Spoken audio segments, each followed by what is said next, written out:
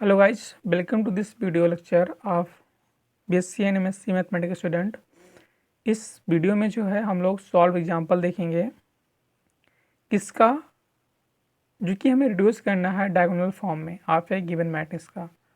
और इस तरह के एग्जांपल आपके एनुअल एग्जाम में बीएससी के और एमएससी में अक्सर आते हैं, तो आपको एग्जाम्पल यहाँ पे देखने को ज़रूर मिलेंगे बहुत सारे, तो आप लास्ट तक बने रहिएगा। साथ में दूसरी बात ये कि ऐसे वीडियो मैंने अपलोड बहुत सारे किए हैं, आप जाके वीडियो लिस्ट में देख सकते हो। तो हम स्टार्ट करते हैं। क्वेश्चन क्या है हमारा, फाइंड अ मैट्रिक्स, और इनको रोटेट कर लो फुल मोड में देखने के लिए। क्या है, find a matrix B which reduce to the diagonal form by the transformation B A B inverse, where A बराबर क्या है -1 1 2 2 0 -2 1 0 0 -3। ओके, फिर से पढ़ते हैं। क्या है, find a matrix B which reduce to diagonal form by the transformation B A B inverse, जहाँ ए आपको दे रखा है। तो इसको निकालने में तो हम लोग माहिर ही हैं, क्योंकि ये बहुत बचपन से निकालते आ रहे हैं। ठीक, तो सॉल्यूशन की तरफ मूव करते हैं। क्योंकि सबसे पहले आप जानते हो कि बी क्या होता है। बी होता है कलेक्शन ऑफ आइगन वेक्टर। तो आइगन वेक्टर निकालने के लिए क्या करनी पड़ती है, सबसे पहले मुझे आइगन वैल्यू निकालनी पड़ती है। अब वो निकालना बहुत आसान है।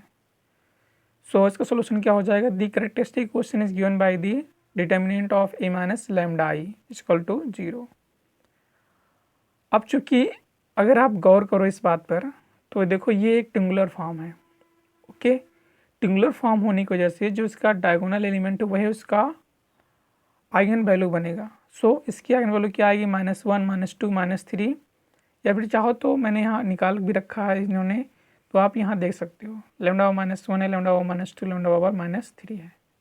अगर लेकिन आपको प्रॉपर्टी मालूम है तो आप फटाक से निकाल सकते हो, जो कि मैंने इससे सारी एक्सप्लेन की है, आप वहाँ जाके देख सकते हो। नाउ मुझे क्या चाहिए, मुझे चाहिए आइगन वेक्टर। तो आइगन वेक्टर के लिए हम लोग क्या करेंगे, प्रत्येक की करस्पॉन्डिंग निकालेंगे। तो for lambda equal to -1 the corresponding eigen vector is given by क्या, e-1 i into X equal to 0, जहाँ x is the collection of the all variable, that means x1 x2 x3. So this give what he give -1 + 1 1 2 0 -2 + 1 1 0 0 -3 + 1 into x1 x2 x3 equal to 0। तो इसको multiply करो और क्या पाओगे, इसको multiply करने के बाद मुझे मिलेगा x2 + 2 x3 equal to 0 -x2 + x3 equal to 0 -2 x3 equal to 0। And इसे अगेन सॉल्व करने पर हमें क्या मिलेगा, x2 बराबर x3 बराबर 0। ठीक, मीन्स कि मुझे यहाँ x2 x3 की वैल्यू क्या मिली, 0 0 मिली। तो इसका मीनिंग क्या हो गया, इसका मीनिंग ये निकल के आ रहा है, यहाँ x1 जो है वो कैसा है, आर्बिट्री है। Hence the eigenvector may be taken as 1 0 0 because b can take any value of x1। एक तो मिल गया आइगन वेक्टर लैम्डा करस्पॉन्डिंग -1 के। -2 करस्पॉन्डिंग कैसे निकालेंगे, ए माइनस, चूँकि -2 है तो माइनस माइनस प्लस हो जाएगा, 2i इंटू x2 बराबर 0, जो मैंने साइड में लिख रखा है। ओके, तो इसे सॉल्व करने पे मुझे क्या मैट्रिक्स मिलेगा, जहाँ x2 collection of x1 x2 x3 है वेरिएबल, तो ये हो जाएगा 1 1 2 0 0 1 0 0 -1 x1 x2 x3 बराबर 0 0। अब चूँकि यहाँ पर हम एलिमेंट्री ऑपरेशन अप्लाई कर सकते हैं, तो हमने जो है थर्ड रो को 0 बना दिया। जब थर्ड को 0 बनाया, दो ही बचा, तो यहाँ पर मल्टीप्लाई किया तो क्या पाया, x1 + x2 + 2 x3 बराबर 0 एंड x3 बराबर 0। और यहाँ पर एक बात गौर करो, कि गौर करने वाली है कि जो इसका रैंक 2 आ रहा है, तो नंबर ऑफ फ्री वेरिएबल कितने हो जाएंगे, n-r, मीन्स कि 1 यहाँ पर एक फ्री वेरिएबल होगा, that can be take as arbitrary value. Okay, so these question are satisfied by the taking x equal to 1 and x2 -1 and x3 बराबर 0। यही क्वेश्चन जो सेटिस्फाई हो रहा है अगर हम इस तरह इसकी वैल्यू ले रहे हैं। तो हैंस दी आइगन वेक्टर क्या हो जाएगा, 1 -1 0। यहाँ तक बात क्लियर हुई। अगर नहीं क्लियर हुई तो बैक करो, फिर से देखो, क्योंकि आपको एग्जाम निकालना है, मुझे नहीं। ओके, आगे तीसरी आइगन वेक्टर निकालेंगे लैम्डा इक्वल टू -3 के करेस्पॉन्डिंग, तो क्या पाएंगे 2 1, दैट मीन्स कि a+3 आइडेंटिटी इंटू x3 बराबर 0। ये क्या हो जाएगा 2 1 2 0 1 1 0 0 0 इंटू x1 x2 x3 बराबर 0 0। अब चूंकि यहाँ पहले से ही दिख रहा है कि इसकी रैंक लेस देन है, तो ये तो बात तय है कि हम रैंक प्रॉपर्टी से जानते हैं कि इसके पास इनफाइनाइट सोल्यूशन तो होगा ही, और साथ में ये भी जाने कि इसके पास 1 फ्री वेरिएबल है। ओके, सो दिस इम्प्लाइज, इसको मल्टीप्लाई कर दो तो क्या पाओगे 2x1 plus x2 plus 2x3 बराबर 0 एंड x2 प्लस x3 बराबर 0। नाउ हम ये मान ले रहे हैं कि x1 बराबर 1 है, तब जो हम पाएंगे x2 बराबर 2 एंड x3 बराबर -2, then the third eigen vector is 1 2 -2। Okay, आपने फर्स्ट भी पा लिया, सेकेंड भी पा लिया, थर्ड भी पा लिया, और जैसे मैंने बताया कि बी होता है कलेक्शन ऑफ आइगन वेक्टर, तो अब तीनों को ले लो x1 x2 x3 को, तो यहाँ भी बराबर क्या मिलेगा 1 1 1 0 -1 1 0 0 -2, that this reduces B A B inverse to diagonal form. अगर आपको डायगोनल मैट्रिक्स मालूम है तो आप जानते हो कि बी ए बी इनवर्स की वैल्यू क्या आती है। ओके, तो ये सारी चीज़ें साथ में हम ये भी एग्जांपल आपको दिखा रहे हैं, इसको भी आप देखते हुए चलिएगा और इसको समझो कि हमने इस मैट्रिक्स शिफ्ट की बहुत सारी एक्सरसाइज दी हैं जो कि आपके लिए बहुत बेनिफिट है। तो इसे जो है इसे सॉल्व करो और अपने एग्ज़ाम को बेहतर बनाओ। तो ये देखते हुए चलना, मैं इसको बाद में एक्सप्लेन करूँगा। एडिशनल पॉइंट जो है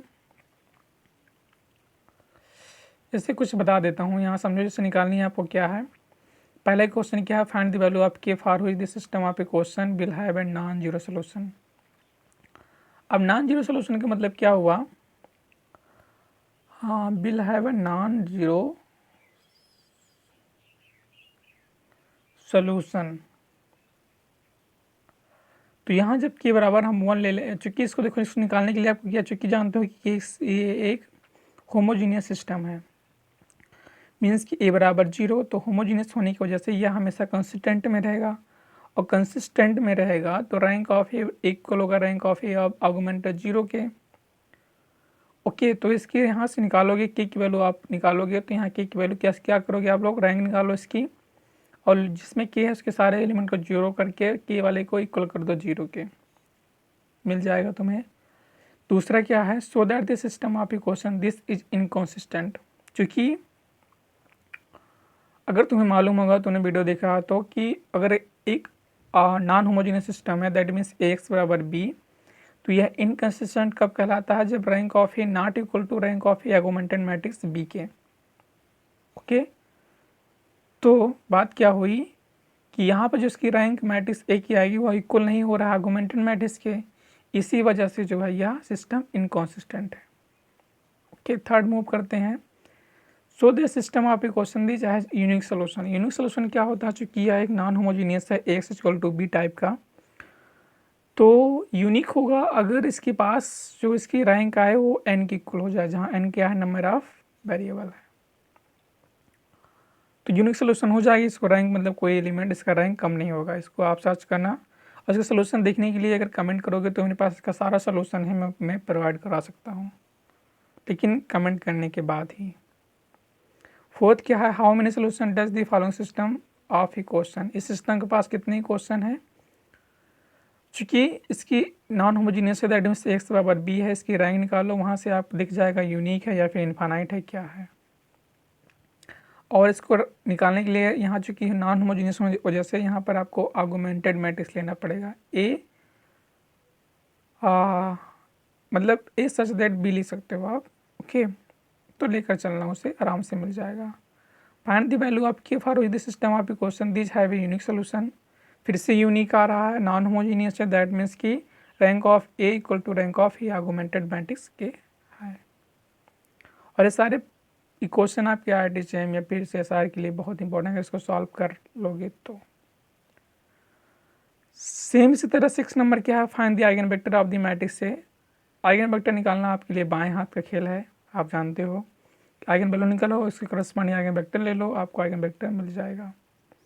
7 में क्या है, what are the eigen value of the following matrices, इस मैट्रिक्स का आइगन वैल्यू क्या होगी, ए माइनस लैम्डा आई करो, फटाक से निकल जाएगा। 8 नंबर क्या है, minimum and maximum are the eigen value of matrix this minimum sorry just 1 minute, the minimum and maximum eigenvalue of matrix this are -2 and 6 respectively, then what is the other eigenvalue of this। खास बात यह है कि हम क्या जानते हैं इसके लिए, हम जानते हैं कि कोई यह 3x3 मैट्रिक्स है, तो जाहिर सी बात है यह जो है लैम्डा क्यूब में आएगा। लैम्डा क्यूब होने की वजह से इसके पास 3 आइगन वैल्यू होंगी। तो एक बात हम और जानते हैं कि सम ऑफ आइगन वैल्यू क्या होती है, ट्रेस ऑफ मैट्रिक्स की, अगर प्रॉपर्टी आपको याद है तो। और प्रोडक्ट ऑफ आइगन वैल्यू क्या होती है, डिटर्मिनेंट ऑफ ए के। तो यहाँ एक मान लो कि लैम्डा 3 है, इसको सम करो, आई ट्रेस की इक्वल करो, लैम्डा 3 आ गई। और इसी तरह find out the value of X Y of the in the matrix this is the eigen value of A are 4 and 8। ये 8 है तो इसका क्या करोगे, इसका पहली बात तो एक बार डिटरमिनेंट निकाल लो, एक बार डायगोनलाइज निकाल लो, मतलब sum of eigen value equal to trace of A, product of eigen value equal to determinant of A. फिर वहाँ सॉल्व करना, आपको आराम से वैल्यू मिल जाएगी एक्स वाई की। 10वां क्या दिखाना है, so that a real symmetric matrices has a real eigen value always, means कि कोई रियल सिमेट्रिक मैट्रिसेस है तो उसके पास सदैव जो है रियल आइगन वैल्यू जाएगी। ये हम जानते हैं, प्रूफ भी आपको दे सकते हैं। कमेंट करना, find the eigen value of the Hermitian matrix. Hermitian matrix क्या होता है, कमेंट करो। हर्मिशियन मैट्रिक्स होता है कि पावर थीटा इक्वल टू ए की पावर थीटा क्या डिनोट करता है, ट्रांसपोज ऑफ कॉन्जुगेट। 12 नंबर क्या है, find the diagonal of the matrix A. ये लेंदी है पर हर एग्जाम में आता है। ए इस तरह है तो पहले सबसे पहले इसकी आइगन वैल्यू निकालो, फिर आइगन वेक्टर निकालो, फिर उसको मानो पी या पी कुछ भी, फिर उसका इन्वर्स निकालो, फिर इसके साथ में पी इन्वर्स ए पी करो, फिर वहाँ से डी तुम्हें मिल जाएगा। और ए बराबर इतना दिया गया है, देन फाइंड करना है कि पावर 100। ये फिक्स है आर्टिजम से सार में भी,